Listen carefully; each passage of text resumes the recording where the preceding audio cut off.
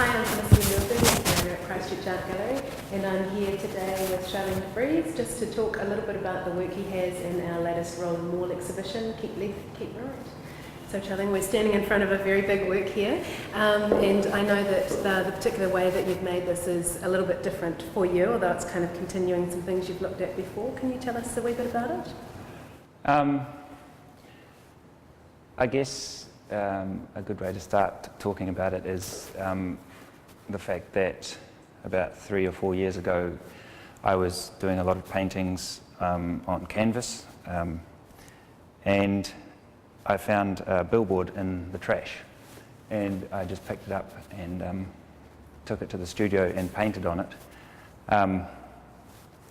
And from there I went to Wreckers and bought billboards and started cutting them up and using small sections of them to make reasonably sized paintings, but you end up with a sort of a photographic section, a blown up piece of photograph, and I really enjoyed the way that came through in the final painting.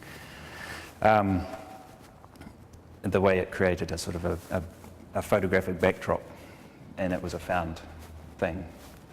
And so fast forward a few years, and we were discussing this show, and we talked about the idea that it might be nice to do a full-size billboard. So that's where this idea started, and I found a couple of billboards that I thought were really nice. They're fashion billboards, as you can probably see, and there are lots of nice, almost painterly things going on in it anyway.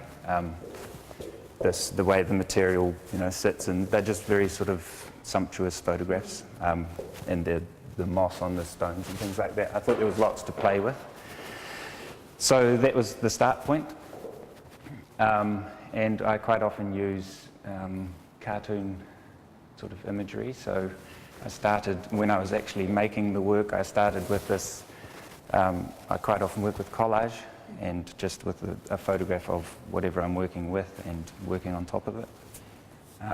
So this shard came in first as a sort of compositional element that was the opposite to the figure lying behind.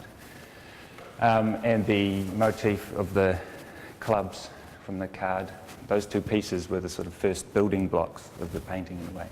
And from there I kind of carried on to what it is now. And so does the underlying image of whatever billboard that you're working on at the time, does that influence the particular kind of imagery that you bring in, or do you just start playing around with more formal elements and working on what's going to fit in with that? I think it probably does influence, well, mostly formally. I think it's influenced. So I thought that the way I painted these, this sort of unfinished sort of look, I thought it worked quite well in terms of colour and texture with the lichen, but it's not the same thing. It still sort of sets off. So the other mostly the decisions come like that. It's not so much that Yosemite Sam is there because of whatever the billboard is or something like that. So I guess quite a lot of it is decisions based on process, and that's where the masking tape comes in. When I was painting it, obviously, when I painted this shard through here, I masked it with masking tape to get that crisp edge, just a painting sort of tool. And I pulled all the masking tape off, and I had it all stuck to the studio wall, and I was sort of looking at it and trying to work out where I'd go next with the painting. And I started putting the tape on the painting itself.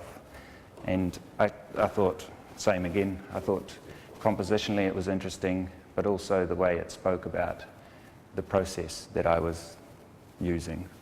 And you can sort of see that these pieces are, in a way, the masking tape that was used for certain bits of the painting.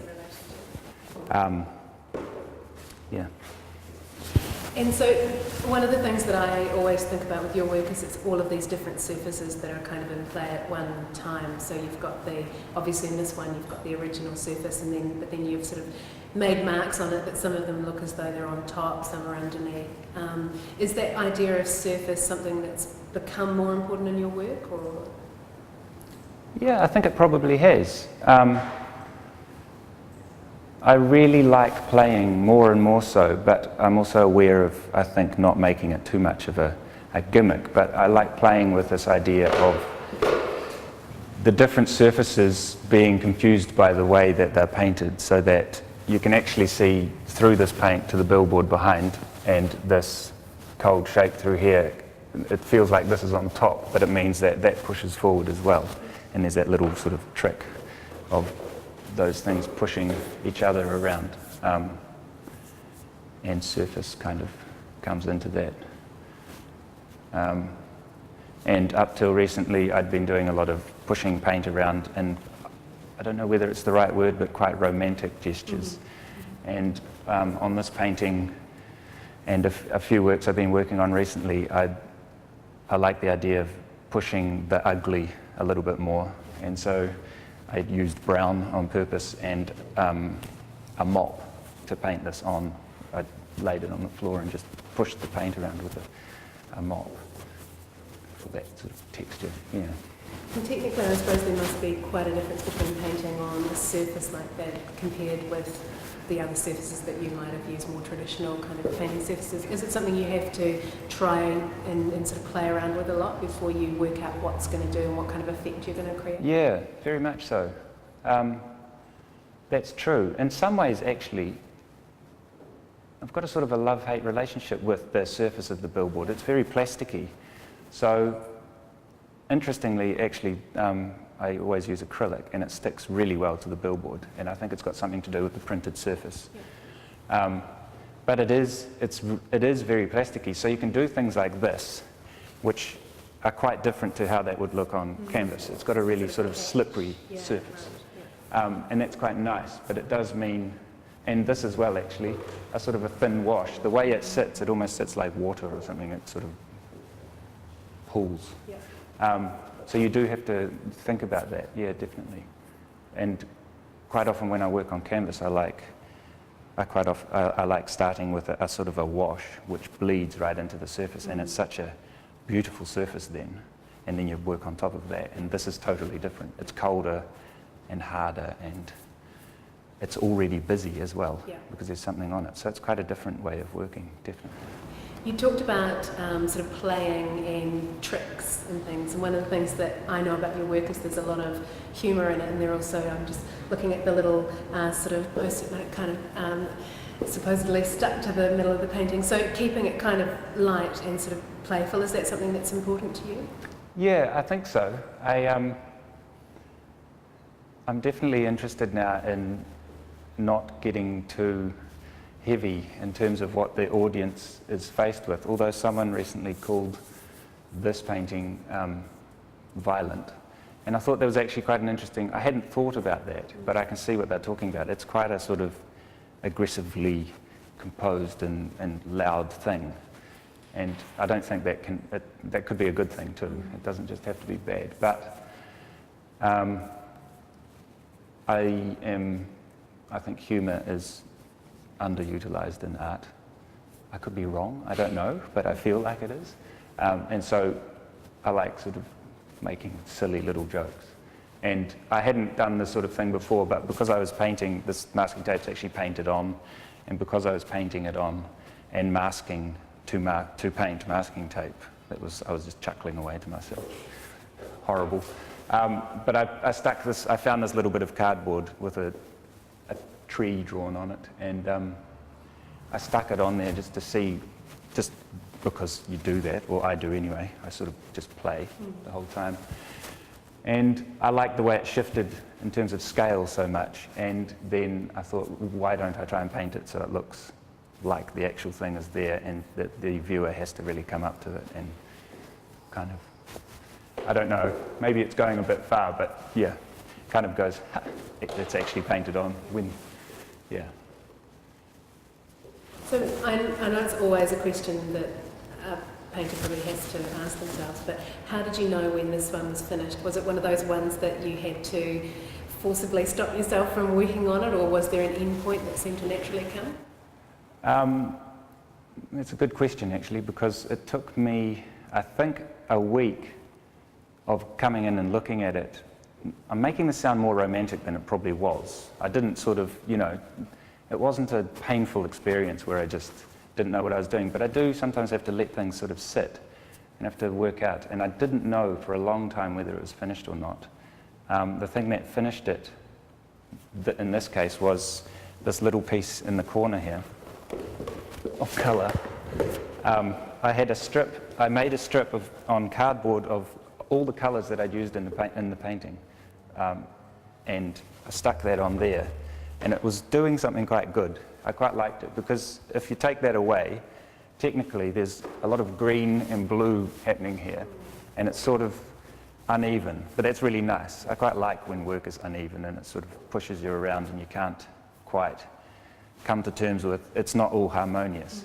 But it was a little bit too much. So I came up with that. I put all the colours down there, but then that was too much as well. It was almost too good. So I was shifting it around for a whole week, and then I ended up with that little piece there, which that finished it. I thought, that's it. Yeah. Now, I know you've used cartoon imagery in your work before. Is there a particular kind of cartoon imagery that appeals to you, or is there something about cartoon imagery, or maybe both? I think it's mainly, I use almost everything. I'm sort of a magpie. Obviously I have preferences, so cartoon's something I'm drawn to, or animation. I like the link to old-fashioned animation like Felix the Cat and Out of the Inkwell and people like that, in terms of the way they play with the way it's made, and make jokes about Felix tearing the page in half or something like that, but he's drawn on the page, that sort of thing. But that's a long, that's just that tradition of cartoon, but I almost pick out anything just for the line and the flat surfaces, and I just like that sort of surface and the way it's off such a juxtaposition with a big ugly brown mark and this cold, well, it's not cold coloured, but hard, flat shapes. So now that you've done this, Tjalling, on this sort of scale, what's next? You've caught me out. What's next? I'm hoping to spend this summer working in the studio without thinking about what the work is for, which will be good. And I've got a bunch of works on the go, nothing at this scale, but a whole lot of paintings on the go, and collages and things like that. So. Okay, well, thanks very much for being part of the project and for talking to us today. My pleasure.